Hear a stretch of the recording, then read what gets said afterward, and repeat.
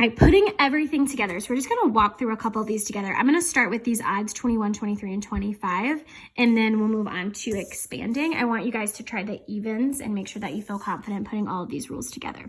So the most important thing to realize, because now we're gonna have potential for any of them, the 3 rules that we learned on the other page.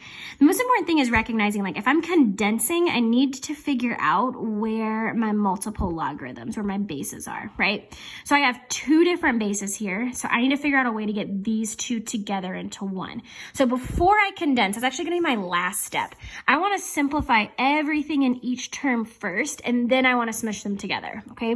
So let's take this first term. What is a rule that I could do? I can't simplify PQ, but I can bring that 3 up here. So that's gonna be ln PQ cubed. Now I could leave it like this, but I see that I've got a PQ over here. I'm gonna just go ahead and expand this out to keep it, so that way I can end up combining my P's and my Q's at the end. So ln P cubed Q cubed. All right, that's gonna be my first one. I'm gonna do the same thing over here with my second one. What's the rule when I have a 4 in front? I can bring that up to the back. So that's gonna be ln PQ squared raised to the 4th. And same thing here, I can bring that exponent of 4 to both of the terms in parentheses, which is gonna give me ln P to the 4th. And then what's my rule when I do power to power? I multiply Q to the 8th. Now I can start to try to condense these. Well, I need to make sure I have the same base, natural logarithm. I do, so ln. And then what is my rule when I'm adding 2 and I wanna condense? I multiply, so I do P to the 3rd, Q to the 3rd times P to the 4th, Q to the 8th. Well, what's my rule when I multiply bases? I add the exponents. So P to the 3rd plus P to the 4th is gonna be, 3 plus 4 is 7. So I have ln P to the 7th, and then Q, 3, and Q8 is Q to the 11th. And that is gonna be my final answer. All right, so same concept. Let's look at number 23. Okay, I've got 2 logarithms. So I am gonna try to simplify each of these separately. So what is my rule when I have a 2/3 out front? I'm gonna bring that to the exponent. So it's gonna be ln 64 to the 2/3. All right, I'm gonna see if I can simplify that in my calculator just to make life easier. So 64 raised to the 2/3. I know that's gonna be some sort of cubed root, and it does simplify down to 16, so great. I'm just gonna go ahead and write that as ln 16 minus, okay, now what do I do with the 2? I bring that up to the top, so minus ln 8 squared, and 8 squared is gonna give me 64. Okay, now I've got a different rule here. I'm subtracting these, so I'm not gonna multiply 16 and 64. I am going to end up dividing. So I have ln 16 over 64, and I wanna simplify that completely. So I'm gonna do 16 divided by 64, turn that into a fraction, and that's gonna give me 1/4. So that is ln of 1/4. All right, and then this last question, I put a little star by it because it is actually a challenge question. So I want you guys to pause the video and try it on your own, and then press play and watch my explanation of it. Okay, so hopefully you've tried it on your own. So now I see that I've got 3 logs, log 72, log 4, log 32. But I can't just start willy-nilly here. I've got to make sure I get rid of these parentheses first, right? So let's first simplify each of them separately. Can I simplify log 72? Nope, so I'm just gonna bring that down, log 72, so I don't forget about it. All right, now I'm gonna leave my subtraction because this isn't really a negative right now. I just wanna think of my rule for subtraction when I'm condensing. So what can I do to simplify? Let's hold off on the 1/3, so I'm gonna bring that down too, and I just wanna simplify each of these separately. So 2 times log to the 4th, what could I do with that?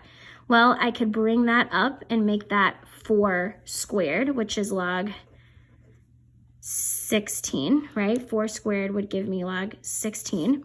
Plus, okay, log 32, I can't really simplify that, so I'm just gonna leave that as log 32. Okay, now I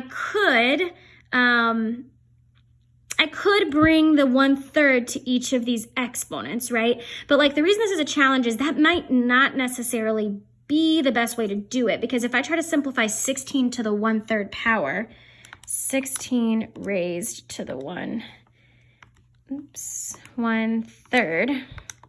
I'm gonna get a weird decimal, right? So that's gonna be something that I can't really simplify. So I'm actually gonna go ahead and combine these, right? They've got the same base. I can go ahead and follow my law here. So what do I do when I'm adding? If I wanna create one logarithm, I multiply. 16 times 32 is 512.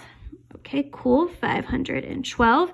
All right, now I have my 1/3. Why might that have been a smarter way to, not the only way, but maybe a smarter or easier way to manipulate? Well, now I just have to distribute that 1/3 to one thing instead of having two different fractions to work with, right?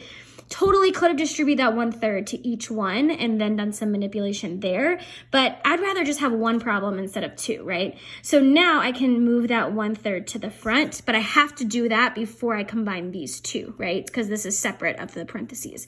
So log 72 is still just chilling on the front end, and I'm gonna bring that 1/3 to the top. Log 512 raised to the 1/3. Let's see if that comes out to be a perfect square. 512 raised to a perfect cube. 1/3, and it is, it's 8. So that's getting rid of that fraction for me. So I have log 72 minus log 8. And what's my rule when I subtract? I keep the base, log 10, or common log, and then 72 divided by 8. And let's see what that turns out to be. We get 9, so that's gonna be log 9. That's your final answer. And I want you guys to try the even problems before you move on to expanding logs.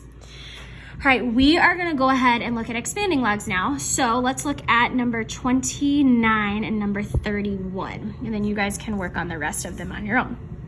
Number 29. So if I have log root a cubed b, and I just want to expand these, right? I can kind of use the laws how I want here. The problem is I don't have a law for radicals, right? But I know how to turn a radical into an exponential, and that's using fractions. So what root is this? It's the square root. So that means this is going to be a cubed b raised to the 1/2. This wasn't an exponent on the inside, so it's just all going to be 1/2 because it's a square root. All right, now let's go ahead. I know I'm going to have to expand these, so I can, sorry, my first video cut off. So I can expand these. I can either drop this 1/2 down into the front first, but make sure that I remember it has to go with the A and the B when I separate it, right? Because I'm going to end up expanding it. Or I can go ahead and distribute it down to the A and B now. It doesn't matter which order you do it in. For me personally, just so I don't forget, I would go ahead and just drop it down here because that's sort of what my instinct tells me to do, so that's what I'm gonna do. But just so you know, you could drop it to the front. Just know that that has to stay with both log A and B, okay? So now let's go ahead and rewrite this. So it's gonna be A to the 3/2 and then B to the 1/2. Okay, now I know I want to expand this, so I need to expand the number of bases that I have. So I have 2 bases here, so I'm going to have it expanded twice. So log and log. I'm going to end up having 2 of them. All right, well, one of them is base A to the 3/2. And the other one is B to the 1/3.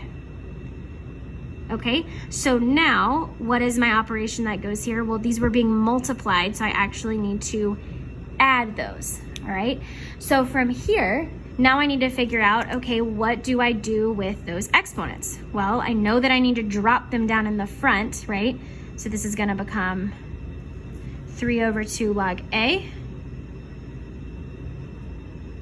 plus, and then if I drop this down in front, 1/3 log B.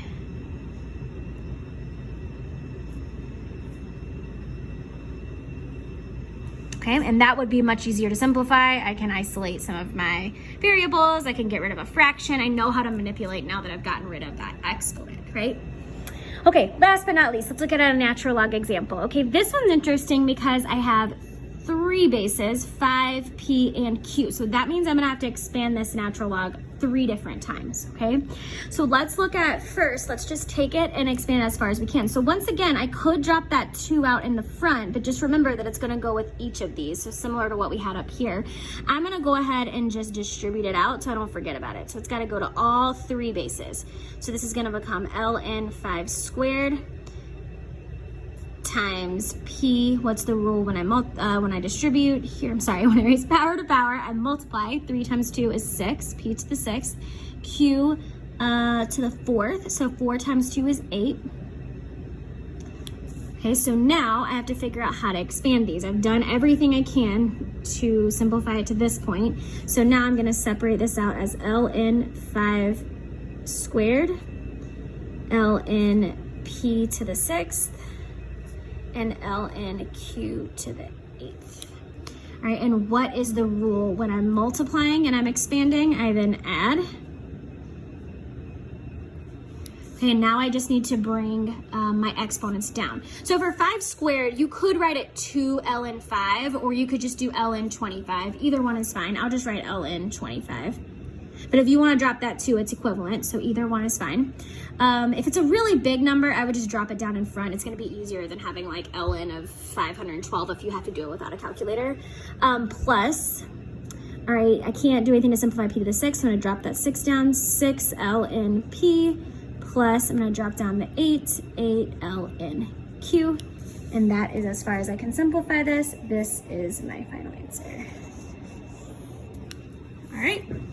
So go ahead and try those even problems and then complete the Google form. Hop on my office hours if you have any questions. Good luck.